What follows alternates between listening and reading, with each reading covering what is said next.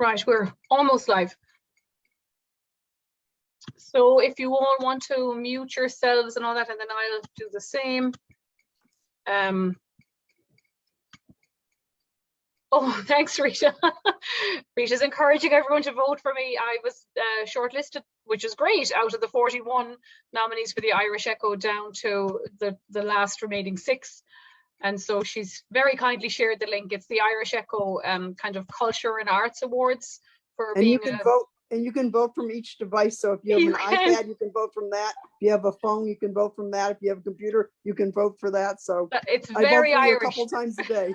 Thank you very much. Yeah, voting early enough, and it's great. So I think we're live on everything. Let's hope. And I'm going to make myself, yeah, small. That's perfect. Okay. So I'm hoping that this won't be too long. I tried my best to cut it down, but there you go. So the 1916 Rising, of course, we said tonight's talk is, you know, about the American involvement in the 1916 Rising. And interesting enough, the New York Times, for instance, devoted front page attention to the events in Ireland for 14 straight days from April 25th. So not long after it started, through May 8th. And on April 29th, which was the day that Padraig Pearse surrendered, the Times had 8 articles on page 1 and 8 more on page 2, as well as an editorial and a commentary column inside. And by May 4th, interestingly enough, the word martyrs was appearing in the coverage, which shows you the shift in public opinion. But what I want to talk to you about tonight is kind of the background to that, and how, in particular, aided by her immigrant children in America, the Irish were able to kind of pull off 1916 Rising. So Albert Sander was the editor of the Deutsche Journal, president of the Central Powers War Films Exchange, and executive secretary of the German-American Literary Defense Committee. He was also, according to the New York Times, one of the principal cogs in the German Secret Service in this country. He would eventually be found guilty of conspiring to obtain military information for Germany by sending spies, Charles Wunneberg and George Bacon, to Britain in 1917, and he was sentenced to 2 years in prison. His plot was rife with intrigue, involving messages written with invisible ink and seemingly innocuous letters that were sent to apparent friends of the writer. In February 1915, Sander had offices at 150 Nassau Street in New York, formed an organization called the Friends of Peace. The apparent object of the society was to assist Germany in securing an embargo on the exportation of arms from the United States, and to prevent America from entering the war. So neutrality was very important to both German Americans and Irish Americans, and that's, to be honest, it's a whole other talk, this kind of 2-year-long campaign that went on to keep America neutral.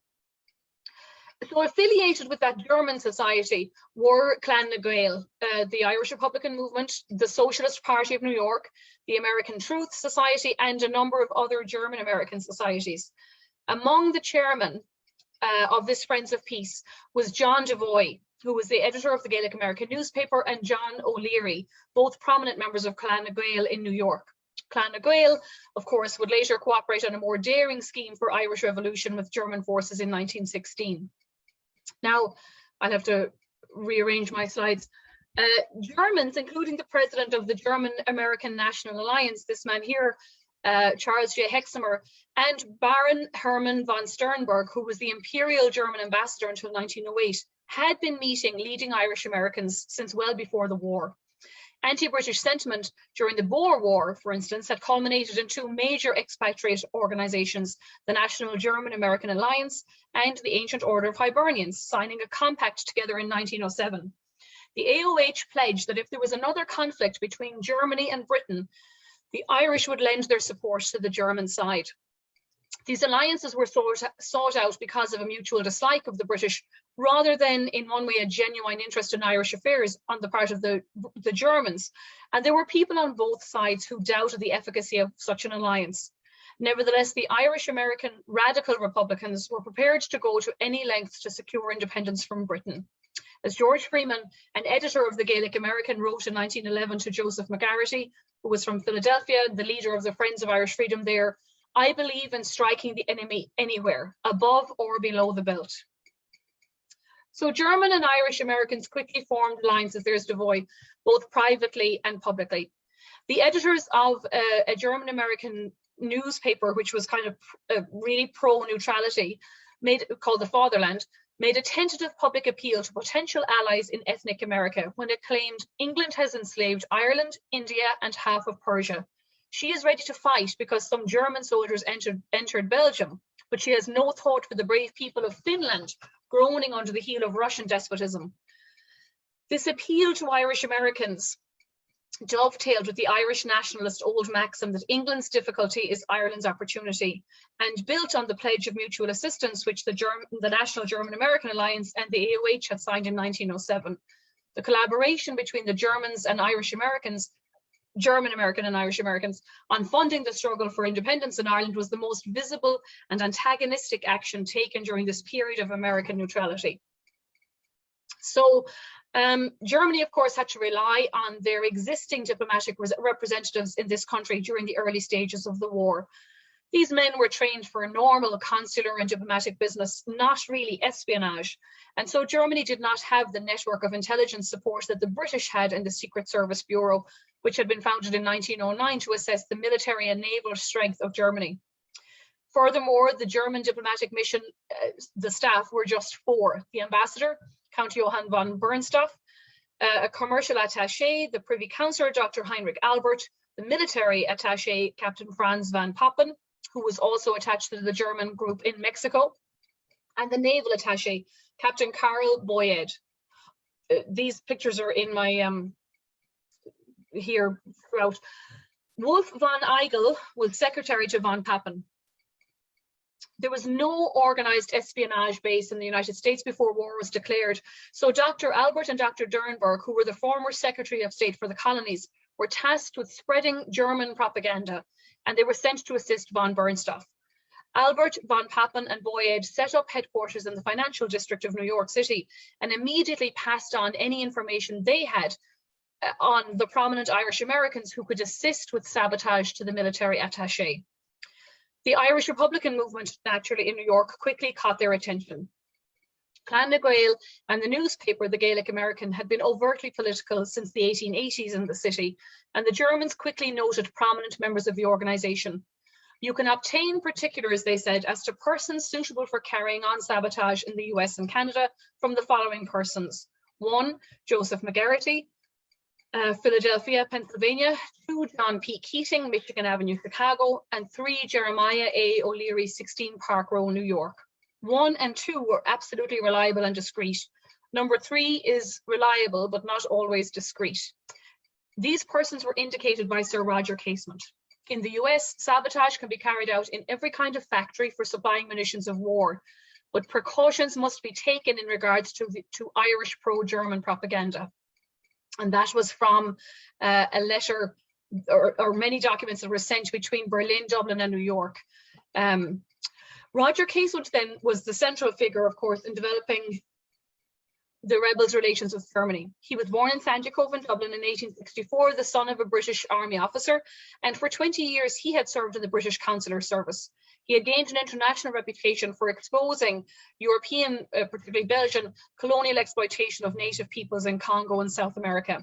He had meanwhile become increasingly absorbed in militant Irish nationalist politics and was attracted by the potential of an Irish-German alliance as a means of securing full Irish independence. The interesting aspect of the German involvement in Irish affairs in 1916 was that the majority of the contact was not made with Ireland itself, but was handled by representatives of both communities in America. Even Roger Casement, who organised the shipment of arms to County Kerry from Germany, did not go to Berlin from Ireland, but left from the Clan na Gael offices in New York.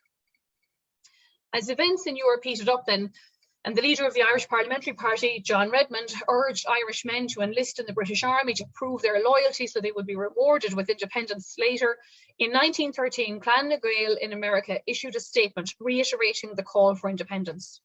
We denounce as unwarrantable presumption Mr. Redmond's oft-repeated assertion that the Irish in America will prove false to their citizenship and work for an Anglo-American alliance. We are justified in asserting that the allegiance of the Irish race to this republic and their loyalty to the policy bequeathed to it by George Washington will not be weakened in the smallest degree by any act of the British Parliament or by any other European consideration. So kind of proving that, you know, they can, as Americans, act independently and still remain loyal to America. By the following year, it was decided they needed a more official union between German and Irish Americans. So while Count von Bernstorff was in Germany, the Imperial Military Attaché, Captain Franz van Papen, met Roger Casement informally after John Devoy, the leader of the Clan of Gael and editor of the Gaelic American, introduced Casement to George van Schaal. And I'm hoping I have him somewhere. He was a German propagandist living in America. When the ambassador returned to New York, more formal talks were planned. Then on 24th of August 1914, at the German Club at 59th Street in New York City, the Clan na Gael delegation met von Bernstorff, von Schaal, von Papen, Bernhard Derenberg, who would later become the chief of German propaganda in America, and Wolf von Eigel, the aide to the military attaché, who was heavily involved in several intelligence and propaganda operations in the US. The Irish representatives outlined their plan to capitalize on the fact that England was at war in Europe, and so they should stage an uprising at home. Devoy later wrote that they asked the Germans, quote, to supply the arms and a sufficient number of capable officers to make a good start. The plan was to engage British soldiers in Ireland, thus ensuring that they could not fight in Europe. Count Bernstorff, he reported, listened attentively and with evident sympathy, asked many questions so as to be sure he fully understood our position, and he promised to send our application to Berlin. Bernstorff's note to Berlin was hardly a ringing endorsement, more a pragmatic assessment of the issue. He said, quote, what American public opinion is afraid of, so far as it is against us, is, on the event of our victory, an excessive extension of our frontiers over areas where foreign languages are spoken. The decisive point seems to me to lie in the question whether any prospect of an understanding with England is now in view, or must we prepare ourselves for a life and death struggle? If so, I recommend falling in with Irish wishes, provided that there are really Irish men who are prepared to help us. The formation of an Irish Legion from Irish prisoners of war would be a grand idea, if only it could be carried out. So, you know, that seems even before really the war had kind of been declared, you know, they're planning. Now, Roger Casement was very public and vocal in his support of Germany's war effort and linked the Irish struggle for independence to that war. In fact, as early as 1908, Irish Freedom, which was one of the newspapers he used to print, began to publish pro-German articles which continued to appear anonymously until 1914. In that year, Casement published the collected articles as The Crime Against Europe. That was the German headquarters on 59th Street. The Crime Against Europe. Of particular interest to him was England's dominance over the seas, which he argued was only made possible by their occupation of Ireland. So here's the collected articles. In one address to the Kaiser, signed by the Clan na Gael leaders, the opinion of the Irish Americans is apparently unanimous. Quote, the undersigned, representing many millions of people in this country, either of Irish birth or Irish descent, desire very respectfully to place before your Majesty what we believe to be the view of the vast majority of Irish men, not only in the United States, but throughout the world. That feeling is chiefly one of sympathy and admiration for the heroic people of Germany, assailed at all points by an unnatural league of enmity, having only one thing in common, a hatred of German prosperity and efficiency. We draw your Majesty's attention to the part that Ireland necessarily must play in this conflict. The British claim to control, the seas of the world rests chiefly on an unnamed factor. That factor is Ireland. Ireland must be freed from British control.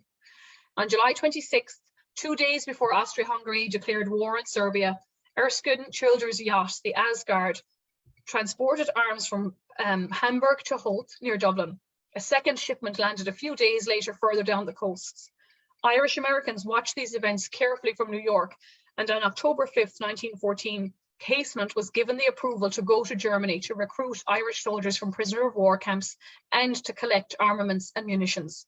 Count von Bernstorff wrote a letter of recommendation for Casement to the Imperial Chancellor Theobald von Bethmann-Hollweg, and Casement sailed under an American passport as James E. Landy on the Oscar II to Norway first and then on to Berlin.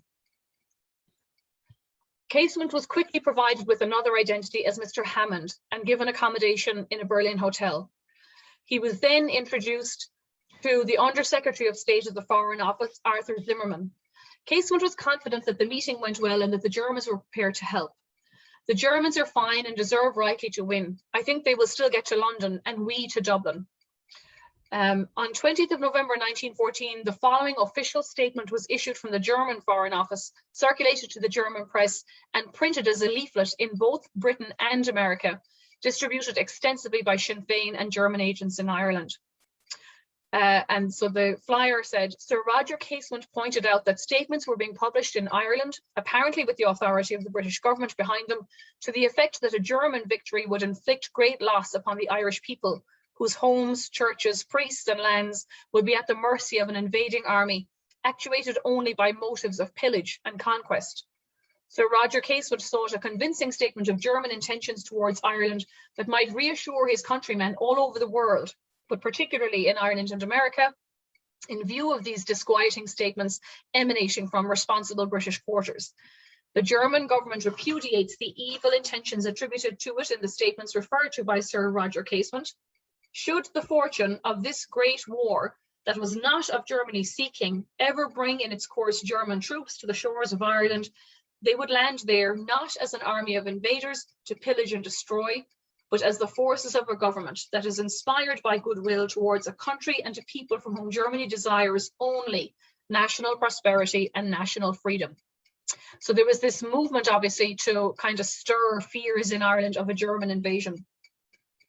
Casement's agenda, as set by Devoy and the other Irish Americans, was to recruit Irish soldiers from the prisoners of war camp, train them to fight for Ireland. He met with the German Chancellor on the 18th of December 1914 to negotiate a treaty, which was signed on the 23rd of December. The provisions stipulated the organisation of, deployment of, and guaranteed certain assurances for what would become known as the Irish Brigade, the name given to the prisoners of wars who would enlist in Casement's army. The treaty aimed, between Ireland and Germany, aimed to send the brigade to Ireland with supplies and ammunition so that they could mount an offensive against the British there. This had been a bone of contention between the Irish and the Irish Americans for a while. Irish Americans believed it would be enough to send money, but the Irish at home felt they needed tangible assets. As Casement put it in a letter to John Devoy not long after their first meeting in New York, I would sooner see 20,000 American rifles and 10,000 cartridges landed in Ireland today than learn you or anyone else had cabled us $1 million. It is not American dollars, but Irish American manhood, courage, and skill we want to help an unarmed and enjailed people get rifles into their hands. It's interesting, that this kind of debate between money and arms comes up again in the 20s or in 1920 when De Valera is there. Furthermore, Clan Gael wanted to send money and men directly to Ireland and believed that Germany should pay the costs of the Irish Brigade in Germany as an integral part of their own war effort. So Casement was operating with a very limited budget in Germany because the Americans refused to fund him. In any event, the treaty which Casement negotiated was not ratified by either the Irish Americans or any group in Ireland, although Casement believed it to be a great triumph and in fact printed it in the Gaelic American newspaper. So although the treaty was not the emphatic document and declaration of support that Casement was looking for, and in fact there were contradictory clauses in it which were unacceptable to the Clan Gael leaders. For instance, Articles 1, 2 and 3 of the treaty allowed for the formation of the brigade and, quote, material assistance of the German imperial government. It was agreed that, quote, the object of the Irish Brigade shall be to fight solely in the cause of Ireland, and under no circumstances shall it be employed or directed to any German end. However, Article 7 appeared to directly contradict this. Should the German Navy not succeed in this effort, the Irish Brigade shall be employed in Germany or elsewhere. It might be possible to employ the Irish Brigade to assist the Egyptian people to recover their freedom by driving the British out of Egypt. Big difference there. Although Article 7 also stipulated that Casement would have to approve the use of the brigade in other operations, Irish Americans and Irish leaders were alarmed when this treaty was published. They felt very strongly that the Irish should fight only in Ireland. Nor did the recruitment from the prisoners of war go as well as expected. Usually, Irish Republicans approached people in secret, having knowledge of their targets' politics, asking them very privately to join in any anti-British forces. Instead of this, Casement called an open meeting of all of the POWs, some of whom were clearly loyal to Britain, you know, had enlisted to fight for the British army against the Germans. And so they found the idea of now betraying her anathema. He assembled the men in the yard at Sosen, where the prisoners of war camp was, and delivered an address outlining his plans and the necessity for patriotic Irishmen to step out, ignoring the fact that some of these people were Protestant Ulster men or uninterested, or that their families were completely dependent upon the money they were receiving while fighting for the British. Casement, who was himself a Protestant, quickly decided that a Catholic chaplain would help to solidify the men's desires to fight. So he wrote to Joseph McGarrity in Philadelphia, quote, "I want a good priest to assist me and pray daily. One from Ireland, best, but if that is not possible, then an American citizen." 2 Irish priests, Father Crotty and Father O'Gorman, have been assigned from Rome to minister to men in the POW, and they appear to have remained apolitical. But Devoy and the Germans were ready to remedy that situation. A cable from the German embassy in Washington to Berlin for the attention of Casement read, "Reverend John T. Nicholson of Philadelphia is on sick leave now and ready to start, is in every way qualified, speaks Irish well, has visited Germany and is in full sympathy with the work we want done, born in Ireland, but as an American citizen." But even with this Father Nicholson's help, Casement was only able to enlist 55 men for their plan. A military officer then who could drill and train these men was also a necessity. Casement appealed to Devoy to send an Irish-American soldier, but the latter replied that no self-respecting American officer would take command of a band of 50 deserters. He also guessed that America would eventually enter the war on the side of the Allies, and he believed that officers would be required to re-enlist. Robert Monteith, a drill instructor in the Irish Volunteers, who refused to serve in the British Army, took his family for safety to New York first, and then he left for Berlin to manage the men. The volunteers in the brigade were unmotivated, not particularly disciplined, and the German officers were similarly lackadaisical in their attitude to the Irish men. Conditions in the camp were less than optimal, and morale was very low, as was the desire to work with the Germans, to be honest. It appeared that the Germans were not going to supply enough arms to mount a full-scale national uprising, and this came out very early in 1915. Casement, clearly frustrated, wrote to Count Greg von Wedel in the German Foreign Office. "The project in hand," he said, "was not confined merely to landing arms in Ireland, but was part of a scheme put forward by Mr. Devoy for an outbreak or rising in Ireland. He asked for military help up to 100,000 rifles, cannon, and above all," and he's underlined this, "officers and trained artillery. I was told that only 20,000 rifles could be furnished, 10 machine guns, and 5 million cartridges, and that no German officers and men would be sent. At the same time, I was assured that if with this help," he put it in inverted commas, "it should be possible for me or the Irish revolutionaries to dictate peace terms to the British government and secure for Ireland at least autonomy." The fact that the Germans did not live up to their end of the bargain was later expounded on by the British press. And this is a quote, "Germany bluffed the rebels in a manner characteristically cynical. Even the modern German rifles which she promised turned out to be obsolete Russian rifles. The price, in addition to money paid by Germany for this transient success, was a heavy price." So relations between Casement and his German hosts, as well as with the Irish Americans, were rapidly deteriorating. Communication between Germany, Ireland, and America was now sporadic at best, and Casement was trying to maintain financial independence from the Germans by relying on the meagre funds supplied by Clan Gael. It was increasingly apparent that the German Foreign Office was losing any interest in the project, and that factions in America had sprung up who were against his endeavour, or at least questioned his motives or those of some of his colleagues. In fact, information about the Irish Brigade camp at Zosen, the different intrigues that Casement was involved in, and German involvement varies considerably. Reports by others, including Robert Monteith and Joseph Zerhusen, who was the interpreter for Casement at Sosen camp, and Devoy's recollections are all different and sometimes contradictory. That some of this then was known to the British authorities was reported in the press, undermined the efforts of Irish Americans to stir up support for the budding rebellion. During 1915, preparations for the rising by rebel leaders in Ireland were gathering momentum. Their plan was centred on an insurrection in Dublin to be supported by the munitions and troops that Casement was securing in Germany, which would be landed on the coast of County Kerry. The Irish Volunteer Force, headed by Owen MacNeill, who was not a member of the Irish Republican Brotherhood, which is the secret wing of Clan Gael. So he was kind of kept out of some of these plans. Unknown to MacNeill, leadership positions within the Irish Volunteers had been successfully infiltrated by the IRB, the secret Republican Brotherhood, both in Dublin and elsewhere, and the rank and file members were being trained in street fighting techniques. So while MacNeill thought he was running the show as Chief of Staff of the Irish Volunteer Force, actually the IRB was calling the shots. By January 1916, the Military Council of the IRB set the date for a rising, Good Friday, 21st of April 1916. Their revolutionary intentions would be masked behind publicly advertised and apparently routine manoeuvres arranged for that day.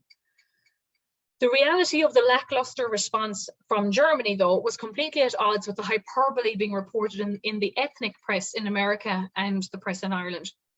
Vital Issue, which was a German-American newspaper, published several essays by Roger Casement describing his belief that, quote, Ireland is the link between Europe and America, must be freed by both. The true alliance to aim at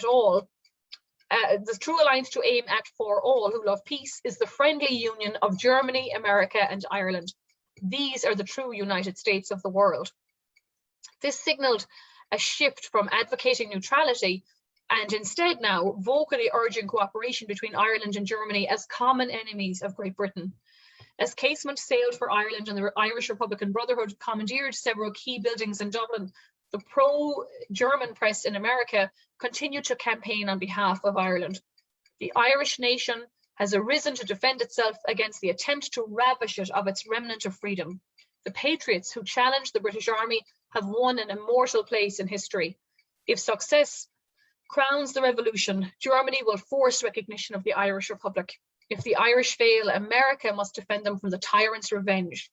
But why do our newspapers fail to cry out against English tyranny and English atrocity? Why is not the tragedy of Ireland as terrible for our press as that of Belgium? So it's really trying to stoke, this tension here when most people, don't forget, are still advocating for neutrality in America. Now that it received confirmation in mid-February 1915 that the date for the Irish Rising had been set for the coming Easter, the German government hesitation finally ended. It agreed to ship 25,000 captured Russian rifles and 1 million rounds, hoping to divert some British troops from the Western Front. The consignment was dispatched aboard the Odd on the 9th of April. So the Odd was a kind of repurposed boat. I actually posted about it the other day on Facebook because it was the anniversary. And it was, heading into dangerous waters because it was the German U-boats off the coast of Ireland didn't know that it was coming, Casement considered this boat to be wholly inadequate and that any rising was therefore doomed. So even before he left Germany, he was completely deflated. He persuaded German authorities to transport him and Monteith to Ireland by submarine. My instinct, he said, as an Irish nationalist is to be with my countrymen in any project of theirs, however foolhardy, to stand or fall with them. I know not what to do. Whichever way I turn is equally dark. I have little hope of anything but disaster occurring to Ireland, and that is in my sanest moments. His purpose was ostensibly to rendezvous with the Odd to supervise the landing of the arms, but he may have actually intended to contact Dublin to try to prevent the insurrection because he knew the biggest disappointment to him was that Germany was not sending the men, so these arms was not really enough.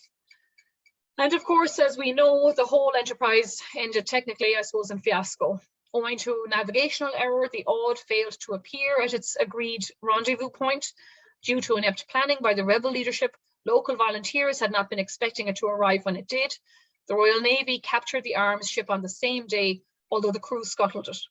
The Casement was arrested on the 21st of April, hours after landing on the Kerry coast, and Monteith escaped. In any case, the United States government raided the office of Von Eigel in New York and seized documents which detailed the intrigue between the Irish and the Germans, so the British authorities were actually anticipating the arrival of the boats.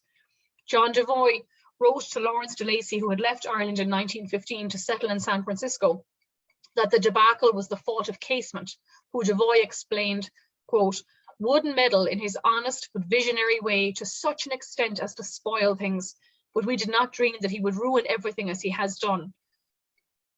You know, I'm not sure that I agree with that summation, because I don't think the Germans gave him, you know, what he thought he would get. It is true, however, without seeking approval from anybody else, that Casement had sent a message to MacNeill in Dublin to cancel the rising. And don't forget, MacNeill was not in on all of the plans anyway. Devoy admitted that the American authorities learned about the shipment of arms when they seized Von Eigel's papers, but they maintained that Casement's interference with MacNeill was the real problem. Quote, the betrayal of the information about the shipload of arms by Wilson's men enabled the English to catch the vessel. There is no doubt at all about this. They got in the raid on Von Eigel's office a note of mine, says John Devoy, the transcript of a message received in cipher from Dublin and wirelessed to Berlin the day before, on the 17th of April. A request, quote, not to land the arms before the night of Sunday 23rd. That was its meaning, but it used the word goods. It was at once given to the English, and they sent out their patrol boats and caught the ship. So, you know, Devoy is acknowledging that his telegram was read by the British, but still blames MacNeill and Casement's correspondence. As a security precaution, the details of such sensitive information was not actually communicated to the leaders in Dublin. So Devoy had written this, but hadn't sent the telegram, and yet the Americans had given it to the British.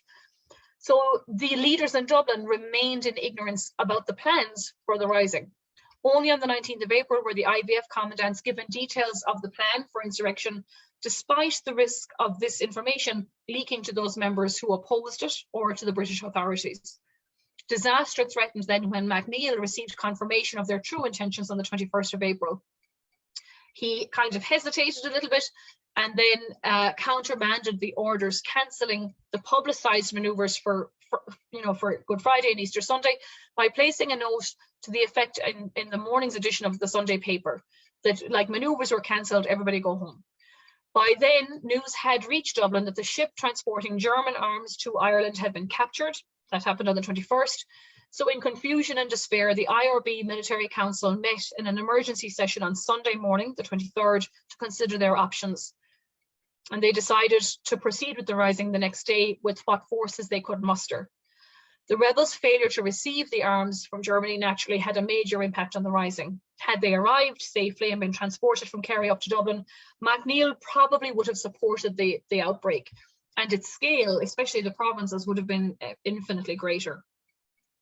So when the rebels took over the key Dublin buildings in the General Post Office on Easter Monday of 1916, they issued a proclamation declaring the Irish Republic. Although the British press called the rising sheer madness, the belief that they had committed treason ensured they would receive no mercy. The proclamation stated explicitly who had organised and planned the rising and referred to the fact that they were supported by her exiled children in America and by her gallant allies in Europe. By relying on her own strength, she strikes in full confidence of victory. Even though the German aid had not reached Ireland, nonetheless, the claim of support from Europe damned their leaders in the eyes of the British government. It had been included really in order to increase the likelihood of Ireland being granted independence at a post-war peace conference, when it was assumed that a victorious Germany could dictate terms.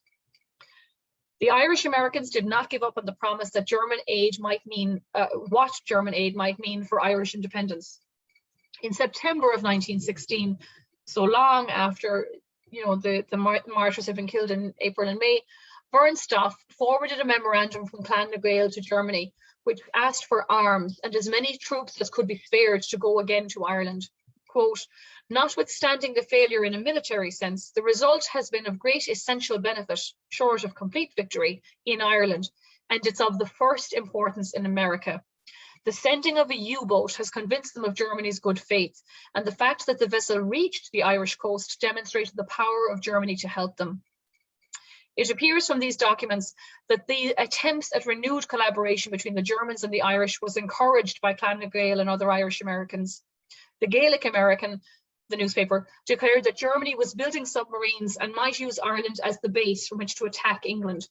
An American branch of Sinn Féin, the new umbrella Republican Party in Ireland that would contest so successfully the 1918 election and subsequently establish the First Dáil, was inaugurated in the offices of the Friends of Irish Freedom at 26 Cortlandt Street.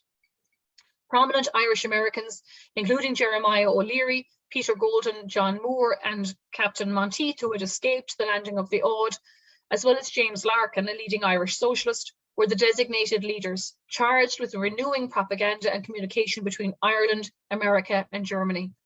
Speeches, meetings, and lectures praising the martyrs of 1916, and I said even the New York Times changed their language very quickly, and laying the groundwork for the 1918 general election in Britain ensured the Friends of Irish Freedom were still trying to keep America out of the war.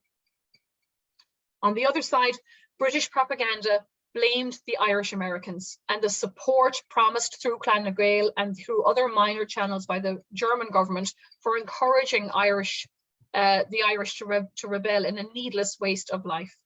The British argued that the rebels deserved death for their role in helping Britain's enemies during a time of war, and they criticised Germany for being false allies to a naive group. Quote, "Something might be said of the cruel heartlessness of Ireland's gallant allies in Europe, who encouraged these Irish dreamers to acts which have brought them to their death, which brought death to scores of their misguided followers and caused an immense property loss in the heart of Ireland's chief city, but that would be futile." That was published in the New York Times. The Irish Americans who did not support the partnership with Germany were quite happy to accept this version of events.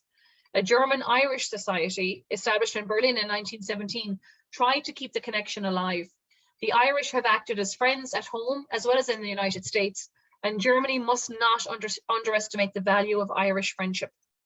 From the beginning of the war, the American Irish adopted the German cause with enthusiasm, and in alliance with German Americans, conducted a courageous fight for true neutrality. There is no doubt, but for the support of Irish organisations, the politically unorganised German Americans would have been condemned to impotence. Despite these platitudes, any other plans for a joint uprising in Ireland fizzled out, as Germany was determined not to send any more troops, and the Irish felt they could not act without them. Physical rebellion in Ireland, underwritten by Germany and America, was a non-starter. And I just want to kind of conclude. World War I then brought to a head tensions that have been simmering under the surface of ethnic Americans' experience here at home.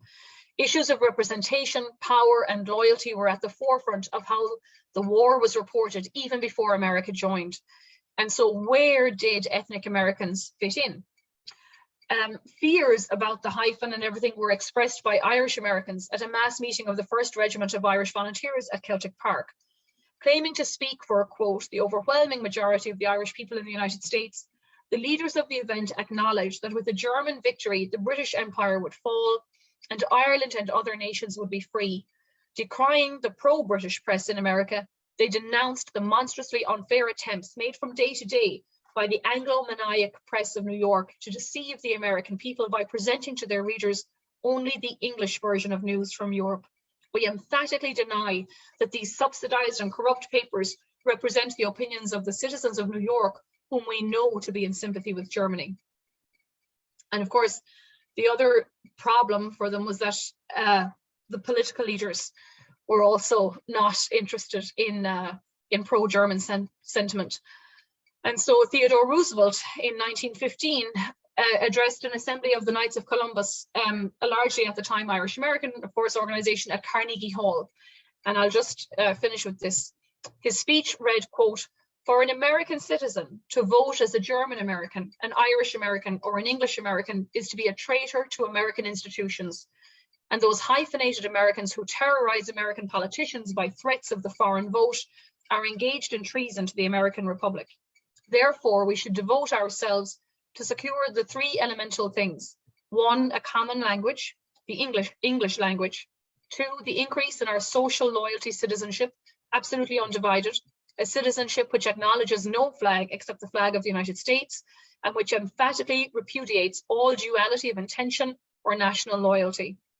And 3rd, an intelligent and resolute effort for the removal of industrial and social unrest, an effort which shall aim equally at securing every man his rights and to make every man understand that unless he in good faith performs his duties, he is not entitled to any rights at all. So the anti-hyphen movement and the increasingly rigid perception of loyalty to America also impacted the Irish Americans. The American Truth Society had been established in 1912 to promote Irish independence and tried to promote a negative view of Great Britain's policies in Ireland. And while their membership expanded in 1915 to include some German Americans, they were publishing pamphlets to denounce the sales of munition to Britain. And of course, this led to criticism of Wilson himself, although the Irish were particularly incensed at Wilson's refusal to comment on the 1916 Rising. During the 1916 election, Jeremiah O'Leary sent a cutting telegram to Wilson claiming that Wilson had been trucking with the British Empire and that he had a dictatorship over Congress. Wilson's response to him simply read, "Your telegram received. I would feel deeply mortified to have you or anybody like you vote for me. Since you have access to many disloyal Americans and I have not, I will ask you to convey this message for me." The Irish American press published the exchange, hoping to embarrass Wilson, but the plan backfired as his response implied that to vote for Wilson's opponent, Hughes, was un-American and disloyal. So I think I'll leave it there. It's a kind of a complicated topic. I could go on about Wilson and the Irish Americans, but I won't. So let me just see, I probably didn't, there's poor Casement. Yeah. Oh, they stayed quiet. I will just kind of add that little bit that, you know, Wilson in particular remained quiet during the trial of Casement, especially, you know, as you probably know, the other kind of people were killed more or less immediately. And he was hanged for treason later on in the year. So that's it. That's the spiel. So it's a huge topic. I wanted to just kind of concentrate on 1916 in particular, rather than, you know, the whole war or other events. But there's a lot there. So I think when I was doing this research originally a couple of years ago, I was very kind of intrigued at how much collaboration there was between both groups. I don't think I had known that. So if anyone has any kind of questions or comments, I'm open to that. I'm trying to see if anyone is on Facebook with us. I'll look at that in a second. So questions or comments, anyone? You're all very quiet.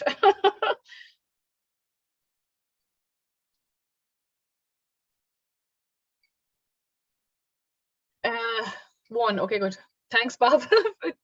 Fascinating. Yeah, you know, it is a kind of a strange tale, because some of the people involved, you know, are so, like, the Wilson thing is fascinating because they do, you know, he gets re-elected in 1916, but the Irish Americans absolutely hate him. And then we see later on when De Valera comes over, you know, trying to insert a plank into the party platforms. You know, there's not a huge window of opportunity with Irish America to sort of take over. So I always think that's interesting.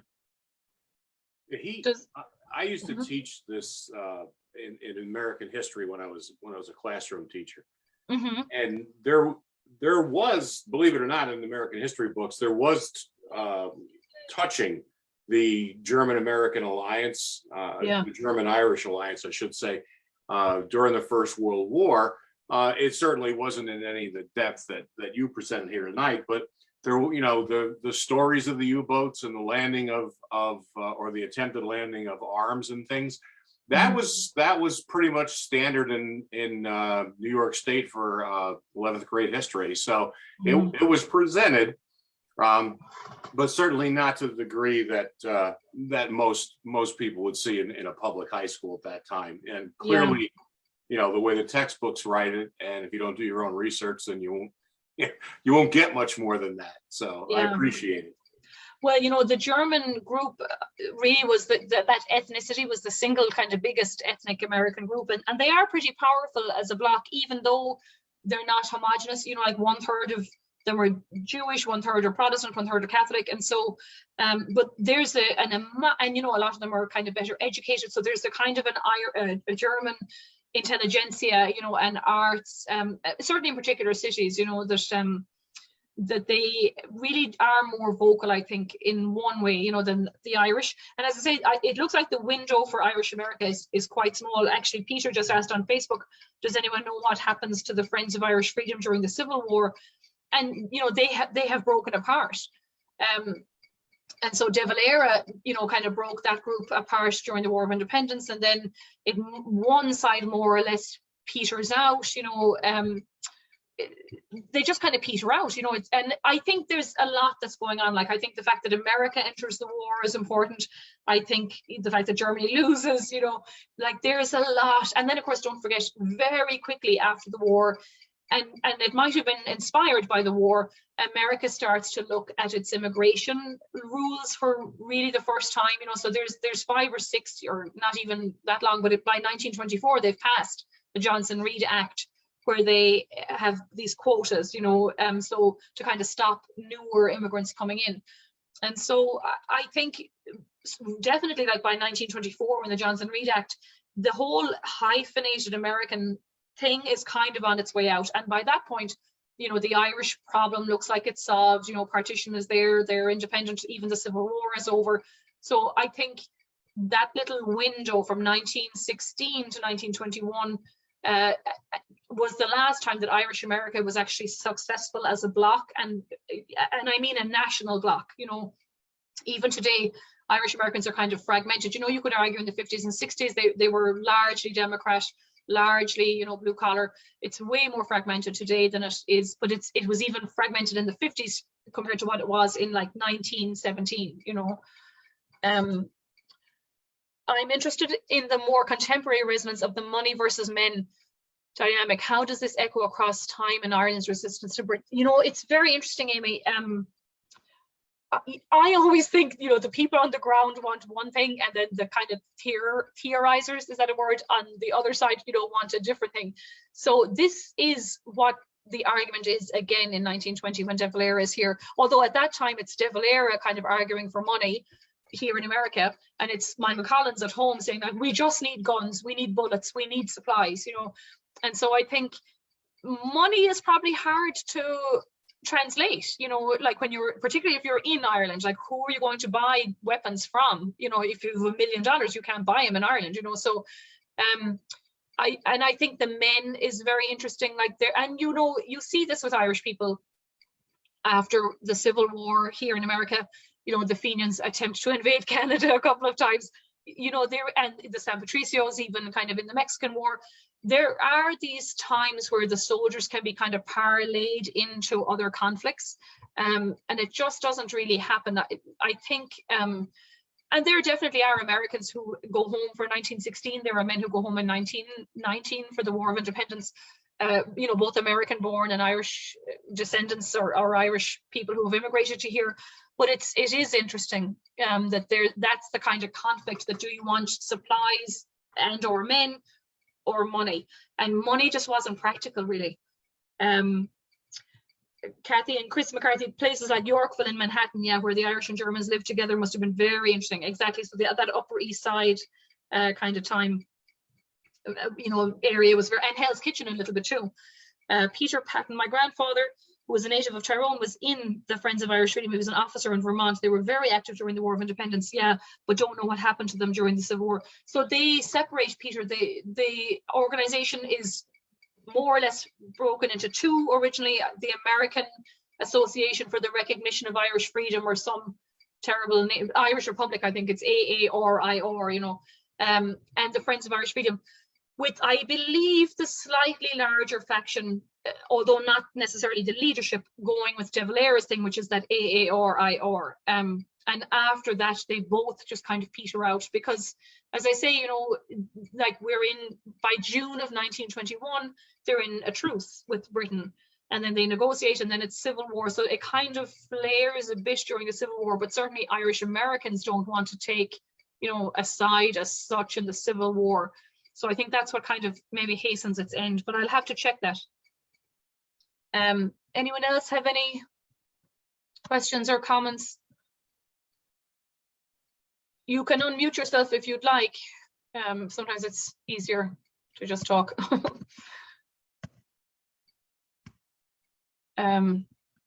No, everyone is quiet. That's great. You've all learned loads and you're ruminating on everything. So, I think Jean is typing. Who was going to say something? Peter says, perhaps heresy, but I've always thought if Bill Clinton was aware of how small the Irish American vote was, he wouldn't have made such a big risk with the peace process. Yeah. Thanks, Jean. Actually, Clinton doesn't even have Irish ancestry, which is another interesting thing. He's one of these ones that claims he does, but apparently there's none there. And like that is something, look at Biden, very proudly commenting on his Irish ethnicity. There is still, I think, a kind of a vote, particularly maybe in certain cities or that kind of thing. But it is just interesting that I think certainly domestically, this was the height of, like when they can attend both the Democrat and the Republican conventions and try and insert platforms. This was they were pretty powerful in that early stage. And even, in terms of rewriting those immigration laws, like some of the senators who were involved with that, they have huge advocacy groups, but it is a time the war, leads, and don't forget the Committee of Public Information, there's a strict censorship being used here in America too, and you don't want to be seen to be un-American. This is one of the things that costs Al Smith the election, in 1928, not even the election, but his campaign, his Catholicism is held against him, and Kennedy faces those questions later on. So Irish America, I think, learns to sort of subsume their otherness, like, their preoccupation with Ireland is not good when you're in America.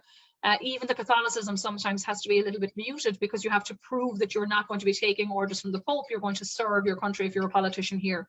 So I think they do become a bit more quiet, about the hyphen. And don't forget too, so many Irish Americans fight for America in World War I and then again in World War II and benefit from the GI Bill. So there is this sort of movement away too from kind of again, Ireland is neutral, during, I was going to say neutral, it's the emergency we call World War II. So, you can't, there's no thing to support, Ireland during World War II in America. So I think that's another thing that kind of makes them, sort of dial it down a bit. So if there's no other questions or comments, I know there was a lot thrown at you tonight in that talk, but I do think it's very important and interesting, like how the ethnic presses worked here together, the level at which the diplomats were working, to think that like the entire German team were meeting with, John Devoy kind of openly in New York. I think that's fascinating. And that the Gaelic American newspaper are printing some of the conversations almost. And, it's very transparent, like that they are definitely trying to, and this is all when America is neutral, but they're trying to cultivate almost the threat, like that if Germany wins, then this is great for Ireland, but it might be seen as kind of a threat to England, like that, you will have all of America on Germany's side if you don't play nice with Ireland, which of course is not, really how it happens. So Wednesday, we're back with Daryl Mcgrath at 7 p.m. She's going to take us through her husband, who was a writer with the Times Union and an editor, Jim. His book is called I'll Be Home, and he, of course, covered Gerry Adams's first visit to Albany, and there's some articles in there about the Good Friday Agreement. So we might, kind of have a quick talk with her afterwards about where she thinks Good Friday is, and all that in the post-Brexit world. And I think we'll probably come back to that. We have Peter Maloney in May, I hope. We'll kind of chat about that with him too. So thank you very much, everyone. Oh, and then don't forget, Saturday, if you're around, we will be at 11 o'clock having the reading of the 1916 proclamation And but we'll also Facebook live stream that, so you can either come to the museum, we'll be outside socially distanced, or watch it on Facebook. But we're going to read the proclamation, and we'll have Tris Gailey to do 1 or 2 songs, including the national anthems. And so that'll be just a nice thing, you know, to mark the day, because it's the 105th anniversary. So thank you all very much. Thank This you. was Nurse Toll, delighted to have you. And thank you, Facebook. Everyone has commented. I hope I got everyone's comments. So I'll see you on Wednesday, hopefully. Thank you. Thank you very much. Take care, everyone. And don't forget to vote, as Rishi said. That's right. Yeah. Vote twice. Good. Vote twice, early and often. That's right. Good. Thanks, guys. Take care.